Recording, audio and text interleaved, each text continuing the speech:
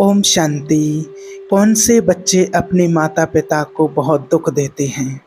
आज दुनिया में ऐसे बहुत संतानें हैं, बहुत बच्चे हैं जो अपने माता पिता को बुढ़ापे में बहुत दुख देते हैं। बुढ़ापे का सहारा ना बन करके उनको बहुत दुख देते हैं, पीड़ा देते हैं। कई कई बच्चे तो ऐसे भी होते हैं कि जो माता पिता उनको पाल पोस के बड़ा करते हैं, अपना खून पसीना एक करके जिस मकान को बनाते हैं उसी मकान से उनको बाहर निकाल देते हैं, अपनी प्रॉपर्टी से भी बेदखल कर देते हैं। ऐसी भी बच्चे इस संसार में पैदा हो चुके हैं। तो आखिर क्या कारण होता है? कौन से वो बच्चे होते हैं जो अपने माता पिता को इतना दुख देते हैं, दर्द देते हैं, पीड़ा देते हैं? तो देखिए, जिन बच्चों के अंदर ये 3 अवगुण होते हैं और उन 3 अवगुण के कारण ही वो अपने माता पिता को दुख देते हैं। तो आइए आज जानते हैं कि वो 3 अवगुण कौन से हैं और किसके अंदर होते हैं, कौन सी संतान के अंदर ये अवगुण होते हैं। तो आप भी चेक करना कि आपके अंदर या आपकी संतान के अंदर ये 3 अवगुण तो नहीं हैं। एक बार देवर्षि नारद मुनि संसार का भ्रमण कर रहे थे, तो उन्होंने देखा कि बहुत से बच्चे ऐसे हैं जो अपने माता पिता को बुढ़ापे का सहारा ना बन करके और अपने माता पिता को बहुत दुख दे रहे हैं, कष्ट दे रहे हैं, पीड़ा दे रहे हैं। तो उनके मन में एक प्रश्न आया कि ऐसा क्यों होता है, ये बच्चे अपने माता पिता को दुख क्यों देते हैं। तो इस प्रश्न का जवाब जानने के लिए वो कैलाश पर्वत पर शंकर जी के पास पहुँचे और कहा कि प्रभु मुझे बताइए, ऐसा क्यों होता है इस संसार में कि अपने माता पिता को ही दुख क्यों दे रही हैं संतान। तो शंकर जी ने कहा, आपको इस सवाल का जवाब एक कथा के माध्यम से देते हैं। प्राचीन काल की बात है, एक नगर में एक राजा रहता था जिसकी एक बहुत ही सुंदर कन्या थी और उनकी कन्या का नाम था छाया और उसको अपने ऊपर अपने रूप का बहुत घमंड था और माता पिता की वो शुरू से ही बहुत लाडली बेटी थी, इसलिए पूरी स्वतंत्रता के साथ खेली कूदी और पड़ी बड़ी थी। इस बात का भी उसको अभिमान था कि वो एक राजकुमारी है। वह अपने आगे किसी को कुछ नहीं समझती थी, चलते फिरते लोगों का अपमान करती रहती थी। तो देखिए, हर एक संतान को, बेटी हो या बेटा हो, ज़रूरत से अधिक स्वतंत्रता उन्हें बिगाड़ देती है और उन्हें बिगाड़ने में सबसे बड़ा योगदान उनके माता पिता का ही रहता है। बच्चे यदि मनमानी करने लगें तो माँ बाप को उनकी तरफदारी नहीं करनी चाहिए, बल्कि उनकी गलती पर उन्हें समझाना चाहिए। ज़रूरत पड़े तो डांट फटकार भी लगानी चाहिए और बच्चे भी आपकी बात तभी मानेंगे जब आपने उन्हें बचपन से समझाया होगा, उनकी हर एक गतिविधि पर आपने नज़र रखी होगी, उन्हें आदर्श का पाठ पढ़ाया होगा, उन्हें अच्छे संस्कारों से सींचा होगा। यदि माता पिता ने ऐसा नहीं किया है तो संतान के बड़े होने पर उन्हें दंडित करके भी आप उन्हें नहीं सुधार सकते हैं। तब तो आपका समझाना भी उनके तीर के बाण की भांति चुभेगा और वो आपके बस से वो बच्चे बाहर हो जाएंगे। आगे शंकर जी कहते हैं कि उस कन्या के लिए जो भी रिश्ता आता था तो वह अपने दुष्ट स्वभाव के चलते वह उसे लौटा देती थी। उसके लिए ना जाने कितने रिश्ते आए और उसने सबको अपमानित करके वापस लौटा दिया, हंसी उड़ाते हुए। राजा भी बेटी की इन हरकतों से बहुत परेशान हो चुका था। एक दिन राजा ने बेटी छाया के लिए अपने राज्य में एक आयोजन किया और कई जगह के राजकुमारों और राजा महाराजा स्वयंवर में भाग लेने के लिए आए। सारे राजा महाराजा आकर के अपने अपने आसन पर बैठ गए। उधर राजकुमारी छाया माला लेकर अपनी सहेलियों के साथ राज्य दरबार में जा रही थी। छाया अपनी सुंदरता के घमंड में भरी हुई थी। सभी राजकुमारों को गौर से देखती हुई आगे को बढ़ने लगी। वह जिस भी राजकुमार के सामने पहुंचती थी उसे की किसी न किसी बात पर खिल्ली उड़ाती और आगे बढ़ जाती। सभा के बीच राजकुमारी की बातों से अपमान होकर वह राजकुमार सभा से उठ करके चले जाते थे। राजकुमारी एक मोटे से राजकुमार के सामने पहुंची। वह उस मोटे राजकुमार की हंसी उड़ाते हुए अपनी सहेलियों से बोली, हे सहेली, देखो इन महाशय को, इनका शरीर कैसा लग रहा है, जैसे किसी ने आटे का बोरा रख दिया हो। उसके शरीर की बनावट तक वो काफ़ी देर तक हंसी उड़ाती रही। वह राजकुमार राजकुमारी की बातों से लज्जित होकर के और दरबार से चला गया। इसी तरह राजकुमारी फिर अगले राजकुमार के पास पहुंच गई वह राजकुमार देखने में कुछ लंबा था। राजकुमारी छाया ने अपने कटु शब्दों से उसे भी खूब अपमानित करने लगी। देखो सहेली, यह तो कोई जैसे कि खंबा मालूम पड़ता है। इसे तो किसी चौराहे पर खड़ा करके इसके ऊपर मशाल लगानी चाहिए। राजकुमारी के अपशब्दों से पीड़ित होकर वह भी मुंह बनाता हुआ वहां से चला गया। एक राजकुमार की तो काफी बड़ी दाढ़ी थी। उसे देख कर के राजकुमारी बहुत हंसती हुए बोली, अरे सहेली, हमारे पिता ने तो स्वयंवर में लंबी दाढ़ी वाले बकरों को भी बुला लिया है। इसे तो मेरी जूती भी इससे विवाह नहीं करेगी। और राजकुमारी उसके रंग रूप और दाढ़ी की खूब खिल्ली उड़ाती रही, परंतु उस दाढ़ी वाले राजकुमार ने उसको लज्जित करने पर भी तनिक भी उसने बुरा नहीं माना उस राजकुमार ने, क्योंकि वह राजकुमार उस राजकुमारी से प्रेम करने लगा था। वह भी दरबार से उठकर चला गया। तो इस प्रकार से एक एक करके सारे राजकुमारों को बेइज्जत करके नापसंद कर दिया। ये बात उनके पिता को बहुत बुरी लगी। राजकुमारी के पिता ने सोचा कि हमारे इस लड़की ने तो इस दरबार में आए हुए सारे राजकुमारों राजाओं का अपमान करके इसको बेइज्जत किया है। इस लड़की को इसकी दुष्टता का दंड इसको अवश्य मिलेगा। गुस्से में राजा ने भरे दरबार में घोषणा कर दी कि भाइयों, मैं अपनी बेटी की इस हरकत के लिए आप सबसे क्षमा मांगता हूँ और पर आज आपके सामने घोषणा करता हूँ कि इस कन्या का विवाह अब मैं अपने किसी राजकुमार से ना करके, किसी अपने आसपास या किसी भी राजकुमार से ना करके किसी भिखारी के साथ करूँगा, जो रोज भीख मांग करके अपना पेट पालता होगा और उसके साथ रहकर यह भी भीख मांग कर खाएगी, तो इससे अपनी करनी पर पछतावा जरूर होगा। राजा की ऐसी घोषणा सुनकर दरबार में बैठे सभी राजकुमारों ने राजा की बहुत प्रशंसा करी। सभी कहने लगे कि राजा साहब, ऐसी असभ्य असंस्कारी कन्या के साथ ऐसा ही होना चाहिए। इतना कहकर वह सब राजकुमार राजा के दरबार से चले गए। तभी वहां से एक भजन गाता हुआ भिखारी गुजरा। भिखारी की आवाज़ सुनकर राजा ने अपने नौकर को भेजकर उस भिखारी को अपने दरबार में बुला लिया। उस भिखारी की बहुत बुरी दशा थी। मैले कुचले फटे पुराने वस्त्र पहने था, उसके हाथ में एक लठ थी और लंबी सी दाढ़ी थी। और भिखारी राजा के सामने खड़ा हो गया और अपनी मधुर आवाज में कुछ गीत गुनगुनाने लगा। और भिखारी का मधुर गीत सुनकर के राजा बहुत प्रसन्न हुआ। प्रसन्न होकर के राजा ने भिखारी से कहा, हम तुम्हें इनाम के रूप में मैं अपनी बेटी का हाथ तुम्हें सौंप रहा हूँ। आज से ये तुम्हारी पत्नी होगी।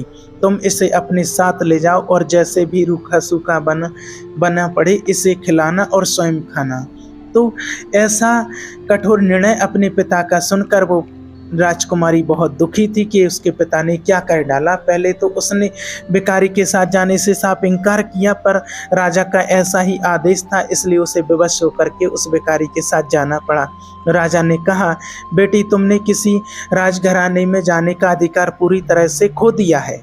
अब से यह भिखारी ही तुम्हारा पति है। इसी के साथ तुम्हें अपना जीवन बिताना होगा। अगर तुमने इसे धोखा दिया या इसका साथ छोड़ा तो तुम्हें मृत्यु दंड भी दिया जा सकता है। राजा ने छाया का विवाह उस भिखारी से कराने के बाद उसे अपने घर से विदा कर दिया। छाया रोती चिल्लाती अपनी छाती पीटती हुई भिखारी के साथ चली गई। भिखारी उसे लेकर खुशी खुशी एक जंगल में लेकर के जाता है। उसे जंगल में जाते हुए उस भिखारी जंगल में ले जाता उस जंगल में उस भिखारी की एक अत्यंत सुंदर कुटिया थी और एक आम का उसने पेड़ लगाया था और उस पेड़ पर बहुत सारे आम बड़े थे, अच्छे लगे हुए और पके हुए थे। तब राजकुमारी ने बाहर जाकर के देखा तो एक बहुत सुंदर और खेत है।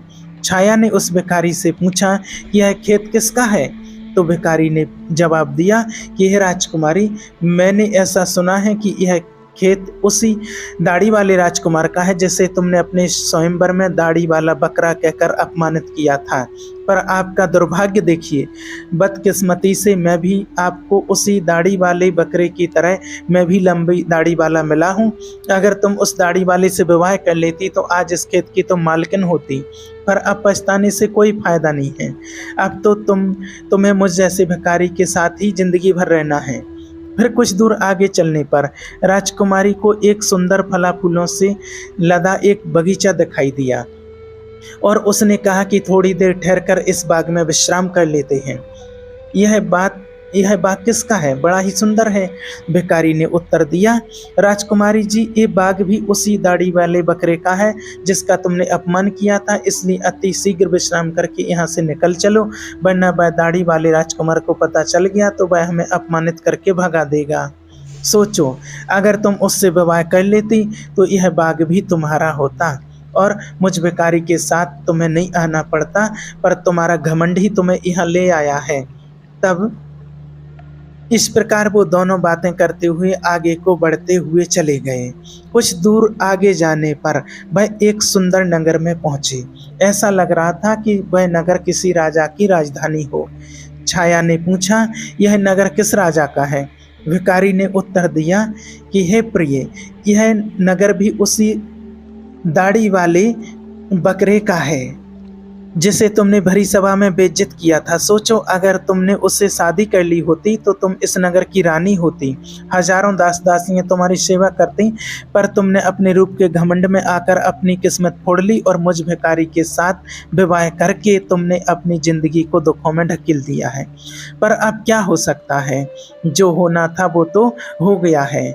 भिखारी की ऐसी बात सुनकर के राजकुमारी को बड़ा पश्चाताप होने लगा। कहने लगी, काश अगर मैंने उसके साथ विवाह कर लिया होता।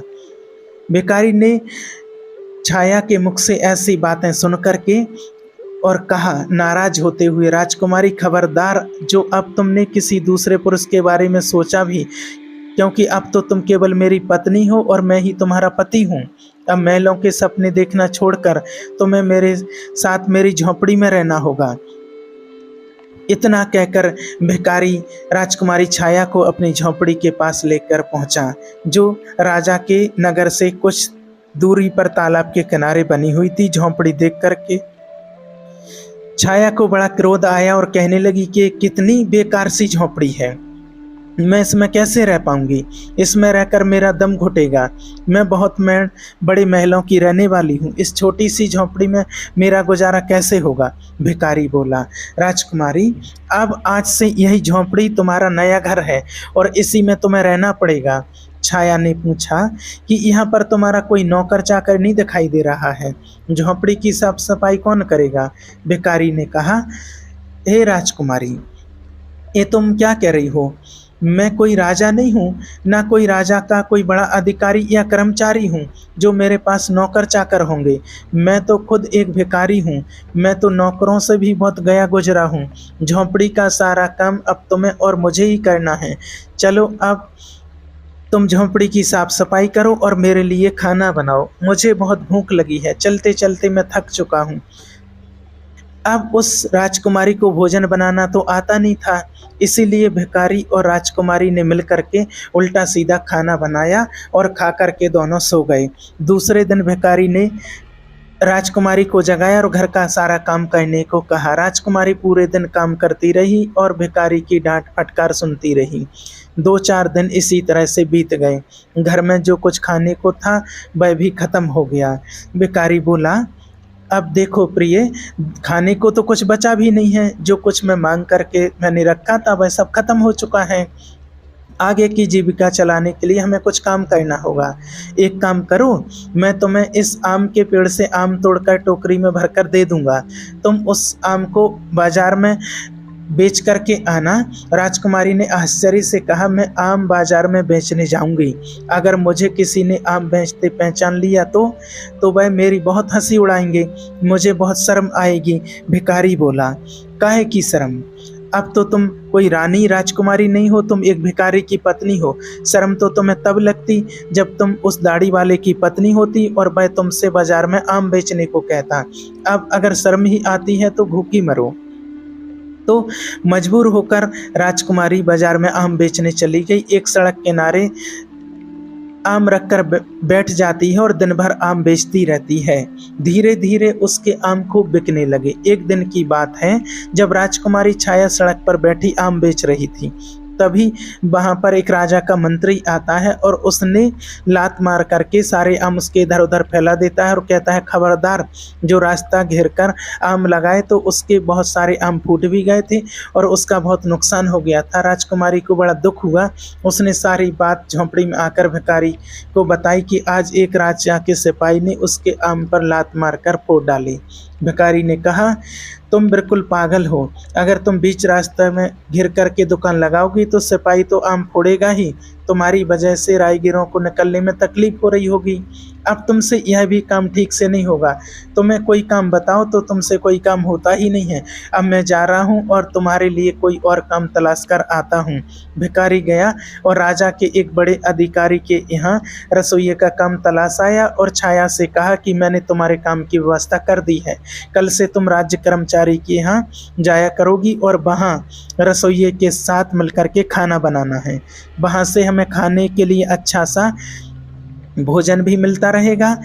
तो इस प्रकार से वो घमंडी राजकुमारी रसोइये की मददगार बन के काम करने लगी। मैं सुबह से शाम तक काम करती और रात को बचा हुआ खाना घर ले आती। इस तरह दोनों की जिंदगी अब कुछ सुकून से कटने लगी थी। एक दिन की बात है, छाया रसोई में काम कर रही थी। तभी उसने खिड़की से झांक करके देखा तो वहाँ राजा के महल में कुछ उत्सव होने वाला था। पूरा राजमहल सजाया हुआ था। बड़े बड़े मेहमान आ रहे थे। नौकर चाकर उनका स्वागत कर रहे थे। महल में बड़ी धूमधाम थी।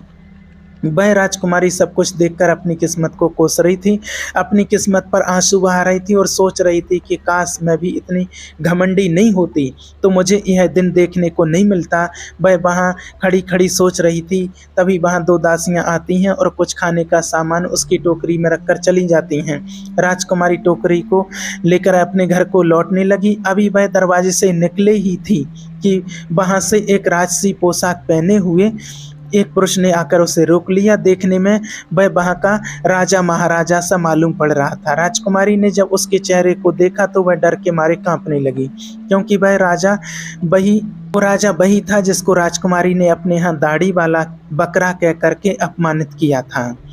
राजा ने राजकुमारी से कुछ नहीं कहा, बल्कि वह उसका हाथ पकड़ करके दरबार में लेकर के पहुंचा, जहां पर तमाम मेहमान लोग बैठे हुए थे।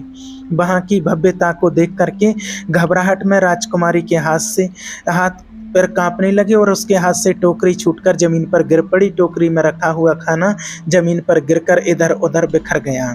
राजकुमारी बहुत उदास हो गई।